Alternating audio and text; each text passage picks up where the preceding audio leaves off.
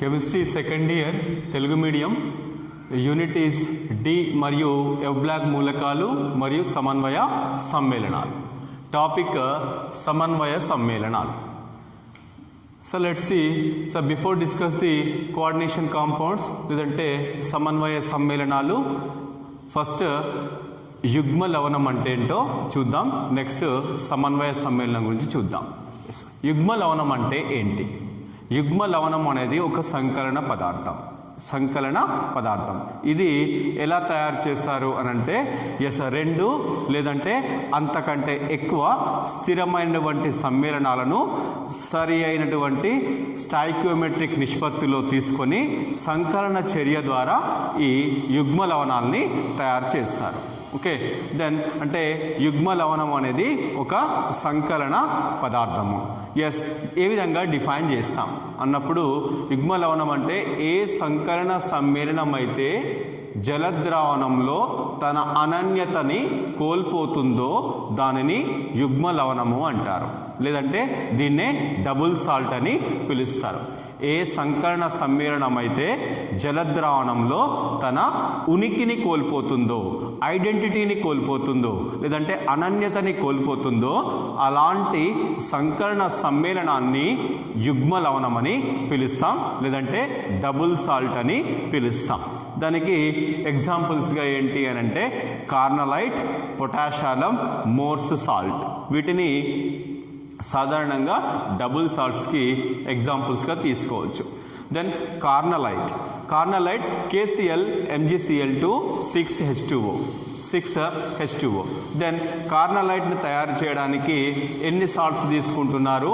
Potassium chloride, magnesium క్లోరైడ్ని తీసుకుంటున్నాం. Potassium chloride అయినా సరే స్థిరమైన సమ్మేళనమే, మెగ్నీషియం క్లోరైడ్ అయినా సరే స్థిరమైన సమ్మేళనం. వీటిని అప్రాప్రియేట్ నిష్పత్తిలో తీసుకొని, స్టాయికియోమెట్రిక్ నిష్పత్తిలో తీసుకొని వాటిని నీటిలో జలద్రావణంలో కరిగించి వాటిని సంకలన చర్య ఫలితంగా దెన్ కార్నలైట్ని తయారు చేస్తారు. పొటాషియం కూడా అంతే. పొటాషియంని తయారు చేయడానికి potassium sulphate, aluminium sulphate. Potassium sulphate, aluminium సల్ఫేట్ని వాటి స్టాయికియోమెట్రిక్ నిష్పత్తుల్లో తీసుకొని వాటిని జలద్రావణంలో కరిగించి సంకలన చర్య ద్వారా మనకి ఈ పొటాషియంని తయారు చేస్తారు. మోర్స్ సాల్ట్ ఇవి కూడా అంతే. Okay, ferrous sulphate, ammonium sulphate, 6H2O. Then వీటిని యుగ్మ లవణాలని పిలుస్తున్నాం. ఏంటి ఎలా వీటిలో ఉన్నటువంటి potassium chloride, magnesium chloride, potassium sulphate, aluminium sulphate, ఈ డబుల్ సాల్ట్స్లో ఉన్నటువంటి బంధాల యొక్క స్వభావం ఏంటి అన్నప్పుడు దెన్ అయానిక్ బాండ్స్ ఉంటాయి. ఇవి కేవలము సాలిడ్ స్టేట్లో మాత్రమే, ఘన స్థితిలో మాత్రమే స్థిరమైనవి. ఎప్పుడైతే వాటిని నీటిలో కరిగిస్తామో జలద్రావణంలో అవి అయానులుగా విడిపోతాయి. ఫర్ ఎగ్జాంపుల్ మనకి పొటాషియం తీసుకుంటే పొటాషియంని నీటిలో కరిగిస్తే పొటాషియం అయాన్లు, సల్ఫేట్ అయాన్లు, అల్యూమినియం అయాన్లుగా విడిపోతుంది. కార్నలైట్ని కనుక నీటిలో కరిగిస్తే పొటాషియం అయాన్లు, క్లోరైడ్ అయాన్లు, మెగ్నీషియం అయాన్లుగా విడిపోతుంది. అంటే అది పూర్తిగా అయనైజ్ అయిపోతుంది, అయనీకరణం చెందుతుంది, తన యొక్క అనన్యతని, ఐడెంటిటీని కోల్పోతుంది. దానికి ఫర్ ఎగ్జాంపుల్ కార్నలైట్ సంబంధించి ఆ సాల్ట్ని వాటర్లో కరిగించి దానికి మనం పొటాషియం అయాన్స్ ఐడెంటిఫికేషన్ చేసిన, మెగ్నీషియం అయాన్స్ ఐడెంటిఫికేషన్ చేసిన పాజిటివ్ టెస్ట్, సల్ఫేట్ అయాన్స్ని మనకి క్లోరైడ్ అయాన్స్ని ఐడెంటిఫై చేసినా సరే క్లోరైడ్ టెస్ట్ పాజిటివ్ వస్తుంది. పొటాషియంలో కూడా అంతే. అంటే మనకి సెమీ మైక్రో ఎనాలిసిస్ టెక్నిక్లో మనకి క్వాలిటేటివ్ ఎనాలిసిస్లో అల్యూమినియం అయాన్స్ని తీసినా, దెన్ సల్ఫేట్ అయాన్స్ని తీసినా, పొటాషియం అయాన్స్ని చూసినా సరే ఇది పాజిటివ్ టెస్ట్ని ఇస్తుంది. అంటే దీన్ని బట్టి అర్థమయ్యేది ఏంటి అని అంటే డబుల్ సాల్ట్స్ అనేవి, యుగ్మ లవణాలు అనేవి నీటిలో కరిగించినప్పుడు అవి పూర్తిగా అయనీకరణం చెందుతాయి, అయానులుగా విడిపోతాయి. అంటే దీన్ని ఏమంటామంటే తన అనన్యతని కోల్పోతుందో, ఏ సంకరణ సమ్మేళనం అయితే జలద్రావణంలో తన అనన్యతని ఐడెంటిటీని కోల్పోతుందో ఆ సంకలన సమ్మేళనాన్ని యుగ్మ లవణమని పిలుస్తాం. దెన్ నెక్స్ట్ వన్, సమన్వయ సమ్మేళనం. ఏంటి సమన్వయ సమ్మేళనం అంటే? సమన్వయ సమ్మేళనం కూడా, కోఆర్డినేషన్ కాంపౌండ్ కూడా అది ఒక సంకలన సమ్మేళనమే. అయితే ఈ సంకలన సమ్మేళనము ఏమవుతుంది అని అంటే జలద్రావణంలో కరిగించినప్పుడు అది తన యొక్క అనన్యతని ఐడెంటిటీని కోల్పోదు. ఫర్ ఎగ్జాంపుల్ టెట్రాకార్బోనైల్ నికెల్ ఉంది, ఇది ఒక కోఆర్డినేషన్ కాంపౌండ్, సమన్వయ సమ్మేళనం. ఈ సమన్వయ సమ్మేళనాన్ని నీటిలో కరిగిస్తే ఏమైనా అయాన్స్ ఏర్పడతాయా అనంటే ఎలాంటి అయాన్స్ ఏర్పడవు. అంటే ఇది జలద్రావణంలో అయాన్స్ని ఇవ్వదు. అదే మనకి పొటాషియం టెట్రాక్లోరో ప్లాటినేట్ 2 ఇది ఒక కోఆర్డినేషన్ కాంపౌండ్. ఈ కోఆర్డినేషన్ కాంపౌండ్ని నీటిలో కరిగించినట్లయితే ఎన్ని రకాల అయాన్స్ ఏర్పడతాయి అంటే 2 రకాలు ఏర్పడతాయి. అంటే 2 పొటాషియం అయాన్స్ ఏర్పడుతూ PtCl4-2. ఓకే, ఇలా అంటే అసంపూర్ణంగా మాత్రమే. అంటే మనకి దీనికి పొటాషియం టెట్రాక్లోరో ప్లాటినేట్కు క్లోరైడ్ టెస్ట్ కనుక మనం చేసినప్పుడు క్లోరైడ్ టెస్ట్ నెగటివ్ వస్తుంది. ఎందుకు అనంటే ఇది పూర్తిగా బయట కోఆర్డినేషన్ స్పియర్లో ఉంది. ఇది ఫ్రీ స్టేట్లో లేదు కాబట్టి, స్వేచ్ఛాస్థితిలో లేదు కాబట్టి క్లోరైడ్ నెగటివ్ టెస్ట్ వస్తే పొటాషియంకి మాత్రమే పాజిటివ్ టెస్ట్ వస్తుంది. దెన్ ప్లాటినం కూడా అంతే. ప్లాటినం కూడా ఫ్రీ స్టేట్లో లేదు కాబట్టి మనకి టెస్ట్ని ఇవ్వదు. అంటే ఓవరాల్గా 2 రకాల అయాన్లు మాత్రమే ఏర్పడతాయి. ఓకే, ఇది సమన్వయ సమ్మేళనం. ఏ సంకలన సమ్మేళనము అయితే జలద్రావణంలో తన ఉనికిని, తన యొక్క ఐడెంటిటీని, తన యొక్క ఎగ్జిస్టెన్స్ని నిలుపుకుంటుందో లేదంటే కాపాడుకుంటుందో దానినే సమన్వయ సమ్మేళనం అని పిలుస్తాం. ఈ సమన్వయ సమ్మేళనాలు మనకి చాలా ఉన్నాయి. ఈ సమన్వయ సమ్మేళనాలని ఏర్పరచడము పరివర్తన మూలకాల యొక్క ప్రత్యేక ధర్మం.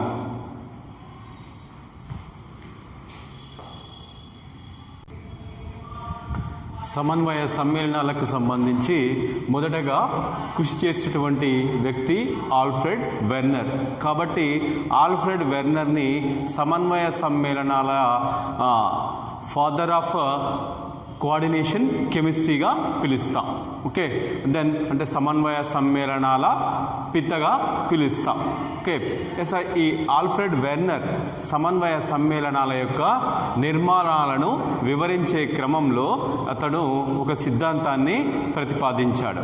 ఓకే, ఇతను కోబాల్ట్ క్లోరో అమైన్ కాంప్లెక్సెస్కి సంబంధించి వాటి యొక్క నిర్మాణాలను వివరించే క్రమంలో సిద్ధాంతాన్ని ప్రపోజ్ చేశాడు. ఏంటి ఇతని వెర్నర్ సిద్ధాంతం ప్రకారంగా సమన్వయ సమ్మేళనాలను ఏర్పరిచే ప్రక్రియలో కేంద్రలోహ పరమాణువు లేదా అయాన్ 2 రకాల వేలెన్సీలను ప్రదర్శించును. ఏంటి అవి? ప్రైమరీ వేలెన్సీ, లేదంటే ప్రాథమిక వేలెన్సీ, లేదంటే ప్రాథమిక సంయోజకత, లేదంటే సెకండరీ వేలెన్సీ, దాన్నే ద్వితీయ సంయోజకత అని పిలుస్తారు. అంటే సమన్వయ సమ్మేళనాలను సాధారణంగా పరివర్తన లోహాలు చాలా ఎక్కువ మొత్తంలో ఏర్పరుస్తాయి. ఈ ఏర్పరిచే క్రమంలో ఈ పరివర్తన లోహ పరమాణువు లేదంటే అయాన్ అది కేంద్రలోహ అయాన్గా పరిగణిస్తాం. ఈ కేంద్రలోహ అయాన్ అనేది 2 రకాల వేలెన్సీలను ప్రదర్శించును, ప్రైమరీ వేలెన్సీ మరియు సెకండరీ వేలెన్సీ. ఏంటి ప్రైమరీ వేలెన్సీ అంటే? ప్రైమరీ వేలెన్సీ అనేది కేంద్రలోహ అయాన్ యొక్క ఆక్సీకరణ స్థితిని తెలుపుతుంది.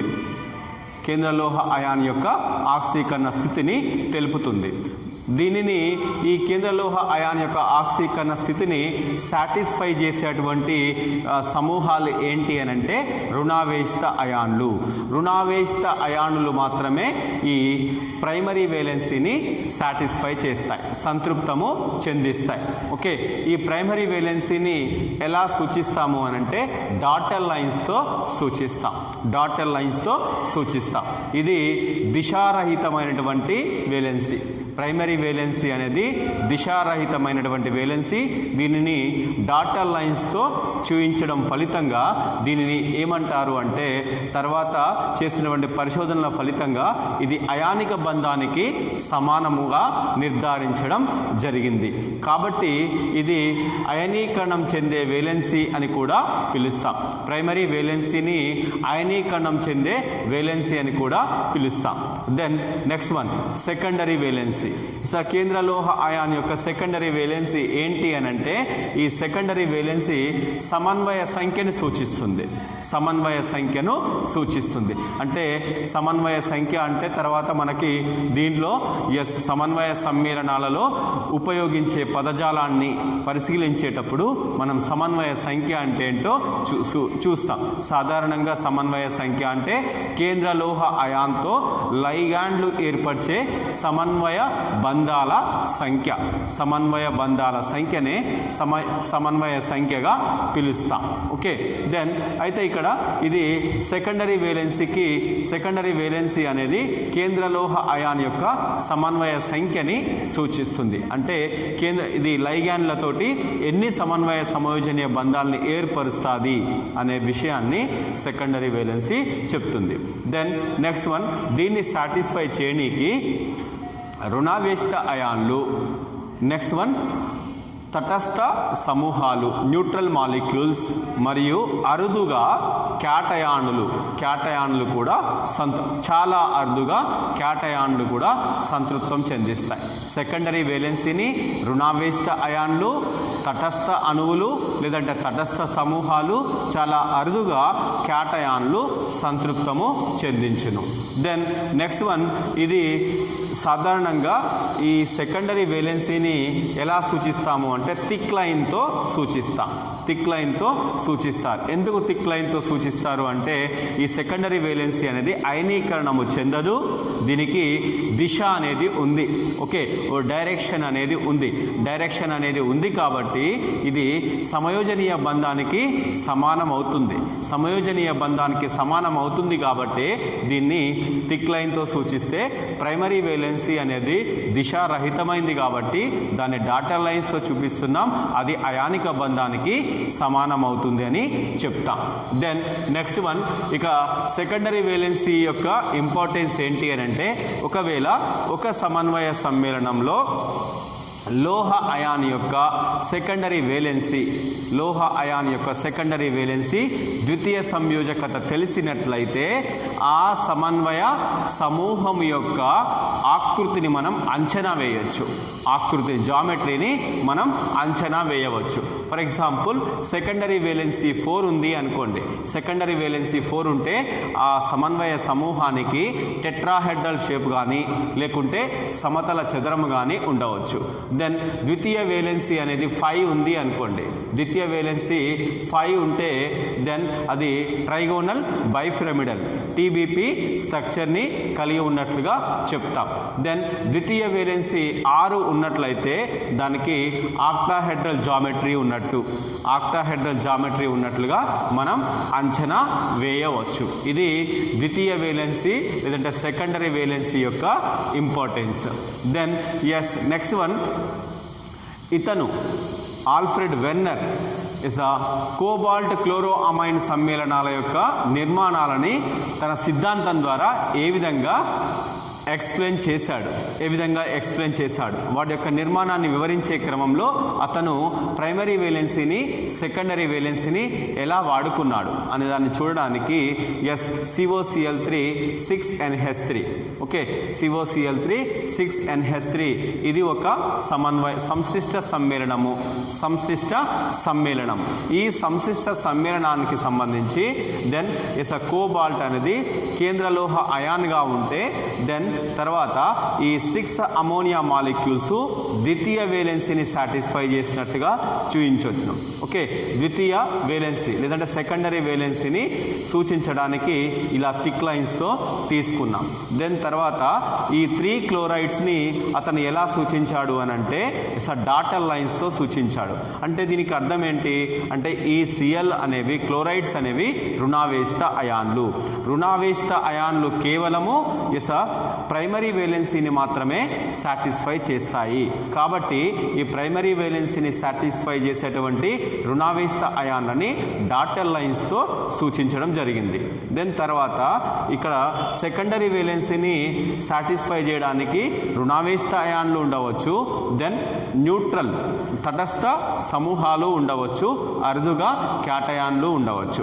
అయితే ఇక్కడ మనకి అందుబాటులో మనకి 6 అమోనియా మాలిక్యూల్స్ ఉన్నాయి కాబట్టి ఈ 6 అమోనియా మాలిక్యూల్స్ని ద్వితీయ వేలెన్సీని సాటిస్ఫై చేయడానికి థిక్ లైన్తో కోబాల్ట్ నుంచి అమోనియాకు ఇలా బాండ్స్ను సూచిస్తూ రాయడం జరిగింది. దెన్ ఈ సమ్మేళనాన్ని పరిశీలించినప్పుడు ఏర్పడే ఇది నీటిలో జలద్రావణంలో కరిగించినప్పుడు ఏర్పడేటువంటి అయాన్లు ఎన్నిగా గుర్తించాడు అని అంటే 4 అయాన్స్గా గుర్తించడం జరిగింది. నెక్స్ట్ వన్, దీనిని అధిక మొత్తంలో సిల్వర్ నైట్రేట్తో చర్యలో పాల్గొనింపజేసినప్పుడు ఓకే సిల్వర్ నైట్రేట్ని కలిపినప్పుడు ఎన్ని మోల్ల AgCl ఏర్పడింది అని అంటే 3 moles ఆఫ్ AgCl. ఓకే మనకి అధిక మొత్తంలో సిల్వర్ నైట్రేట్ని కలిపినప్పుడు ఇది అవక్షేపింపబడినటువంటి క్లోరైడ్ అయాన్ల సంఖ్య ఎంత అంటే 3.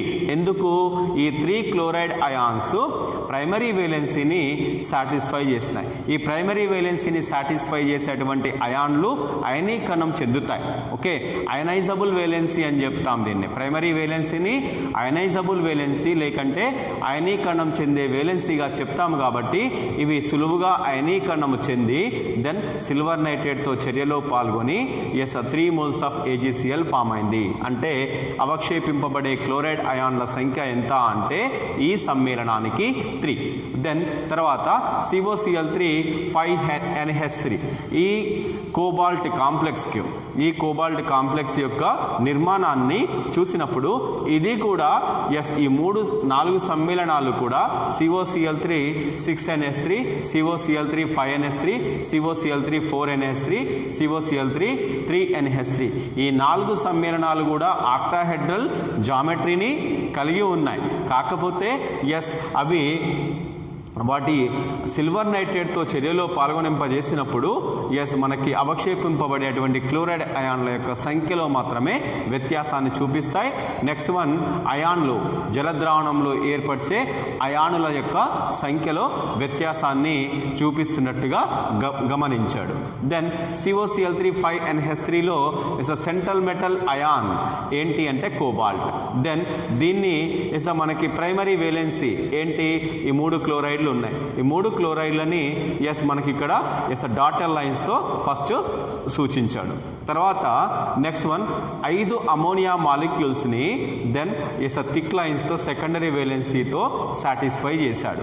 దెన్ తర్వాత నెక్స్ట్ వన్ కోబాల్ట్కి ద్వితీయ సంయోజకత 6 కాబట్టి మనకి ఈ 6 సమన్వయ సంఖ్య 6 సాటిస్ఫై కావాలి అని అంటే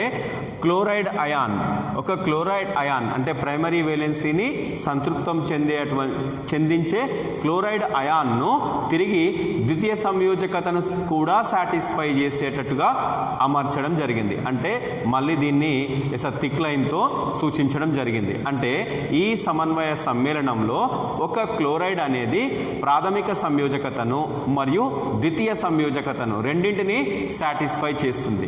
కాబట్టి ఇది ఏమవుతుంది జలద్రావణంలో అయానుగా విడిపోదు. ఈ క్లోరైడ్ అయాను విడిపోదు. కేవలము 2 క్లోరైడ్లు ఏవైతే ప్రాథమిక సంయోజకతని సంతృప్తం చెందిస్తున్నాయో అవి మాత్రమే అయానులుగా విడిపోతాయి, అవి మాత్రమే ఫ్రీ స్టేట్లో ఉంటాయి. కాబట్టి ఆ 2 క్లోరైడ్ అయాన్లే సిల్వర్ నైట్రేట్తో చర్యలో పాల్గొని 2 మోల్ల AgCl అవక్షేపాన్ని ఏర్పరుస్తాయి. దీనిలో ఏర్పడే మొత్తం అయాన్ల సంఖ్య ఎంత అంటే 3. ఒకటేమో సంశ్లిష్ట అయాన్ అయితే 2 క్లోరైడ్ అయాన్స్. దెన్ తర్వాత COCl3 4NH3. దీనికి నిర్మాణాన్ని అంటే మనకి వెర్నర్ సిద్ధాంతం ప్రకారంగా నిర్మాణము రాసుకున్నప్పుడు ప్రైమరీ మరియు secondary valencies okay primary valency chloride అయాన్స్ని 3 డాటర్ లైన్స్తో సూచించడం జరిగింది. తర్వాత 4 అమోనియా మాలిక్యూల్స్ని ద్వితీయ సంయోజకతను సాటిస్ఫై చేస్తున్నట్టుగా థిక్ లైన్తో సూచించాడు. తర్వాత దీని యొక్క సెకండరీ వేలెన్సీ 6 కాబట్టి తిరిగి 2 క్లోరైడ్ అయాన్స్ని తీసుకున్నాడు. వాటిని మనకు ద్వితీయ సంయోజకత ద్వారా కూడా సూచించడం జరిగింది. దానికోసమని థిక్ లైన్ని ఉపయోగించాడు. కాబట్టి ఈ జలద్రావణంలో ఈ 2 క్లోరైడ్ అయాన్స్ అనేవి కోబాల్ట్తో చాలా దృఢంగా బంధింపబడి ఉన్నాయి. కాబట్టి ఇక్కడ మనకి ఈ 2 క్లోరైడ్ అయాన్లు జలద్రావణంలో ఫ్రీ స్టేట్లో ఉండవు, కేవలం 1 క్లోరైడ్ అయాన్ మాత్రమే ఫ్రీ స్టేట్లో ఉంటుంది. కాబట్టి సిల్వర్ నైట్రేట్తో మనకి జస్ట్ 1 మోల్ AgCl మాత్రమే అవక్షేపాన్ని ఇస్తుంది. నెక్స్ట్ వన్, ఈ సమన్వయ సమ్మేళనం ఏర్పరిచే అయాన్ల సంఖ్య ఎంత అంటే 2. ఒకటేమో సంశ్లిష్ట అయాన్, ఒకటేమో క్లోరైడ్ అయాన్. తర్వాత చివరగా COCl3 3NH3 ఈ సమన్వయ సమ్మేళనం యొక్క నిర్మాణాన్ని పరిశీలించినప్పుడు దెన్ మనకి 3 క్లోరైడ్ అయాన్స్ని ప్రాథమిక సంయోజకతని సాటిస్ఫై చేయడానికి వాడాడు. వీటిని డాటర్ లైన్స్తో సూచించాడు. దెన్ తర్వాత 3 అమోనియా మాలిక్యూల్స్ని ద్వితీయ సంయోజకతను సాటిస్ఫై చేసేటట్టుగా థిక్ లైన్తో సూచించాడు.